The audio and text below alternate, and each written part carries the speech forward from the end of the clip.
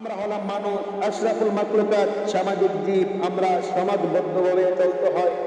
আমাদের কারো কারো মন মালিন্য হয়, কথা কাটাকাটি হয়, একে অপরের অমিল হলে আমরা অকথ্য ভাষায় গালিগালাজ করি।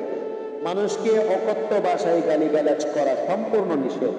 ইসলামে স্পষ্ট বলা হয়েছে, মাজলুমের দোয়া আমার আল্লাহর দরবারে রদ হয় না, এতিমের দোয়া আল্লাহর দরবারে রদ হয় না, মাজলুমের দোয়া আল্লাহর দরবারে রদ হয় না। মাজলুম আপনার জন্য বদদোয়া করে, আর আমার আল্লাহ পাক রব্বুল আলামিন এই দোয়া কবুল করেন। আজকে আমি আপনাদেরকে বলবো অত্যন্ত গুরুত্বপূর্ণ একটি দোয়া, যে দোয়া রাসূল পাক সাল্লাল্লাহু তাআলা আলাইহি ওয়াসাল্লামের জবানি থেকে ওনার কষ্টের কারণে বের হয়েছিল। তা হলো, রাসূল পাক সাল্লাল্লাহু তাআলা আলাইহি ওয়াসাল্লাম মক্কায় প্রকাশ্যে যখন বললেন যে লা ইলাহা ইল্লাল্লাহ, তোমরা লা ইলাহা ইল্লাল্লাহ বলো, মুহাম্মদুর রাসূলুল্লাহ সাল্লাল্লাহু আলাইহি ওয়াসাল্লাম বলো, আল্লাহ ছাড়া আর কোনো মাবুদ নেই, আমি মুহাম্মদ সাল্লাল্লাহু আলাইহি ওয়াসাল্লাম হচ্ছে আল্লাহর রাসূল। এই ঘোষণা ইমামুল আম্বিয়া রাসূল পাক সাল্লাল্লাহু তাআলা আলাইহি ওয়াসাল্লাম যখন মক্কায় প্রচার করে দিলেন, দেখা গেল ওনার চাচা আবু লাহাব, নবীজি যখন দুনিয়াতে আগমন করেছেন, এই সংবাদ পাইয়া ওনার বাদীকে আজাদ করে দিয়েছিল। আমার ভাতিজা দুনিয়াতে আগমন করেছেন, সেই নবীজির বিরুদ্ধে আবু লাহাব কি করলেন? নবীজির বিরুদ্ধে অ্যাকশনে গেলেন।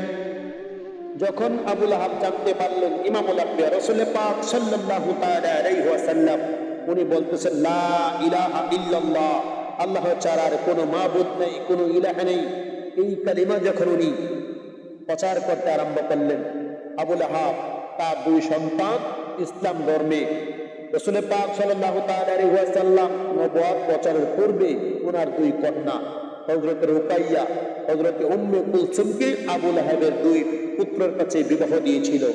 তারা যখন ইসলামের দাওয়াত স্পষ্টভাবে শুনতে পাইল, পিতার প্ররোচনায় তারা নবীজির দুই কন্যাকে তালাক দিয়েছেন।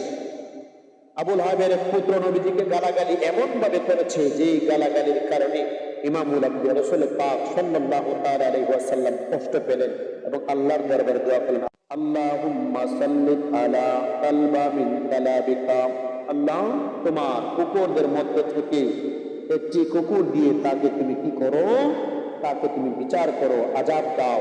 আমার আল্লাহ পাক রব্বুল আলামিন নবীজির এই দোয়া কবুল করলেন। তো আবু লাহাবের সন্তান ব্যবসার উদ্দেশ্যে যখন রওনা হয়ে গেল, সিরিয়ার এক জায়গার মধ্যে গেলেন, ওখানে একটি বাঘ এসে, একটি সিংহ এসে তাকে নিশ্চিহ্ন করে দিয়েছেন। এই জন্য আমার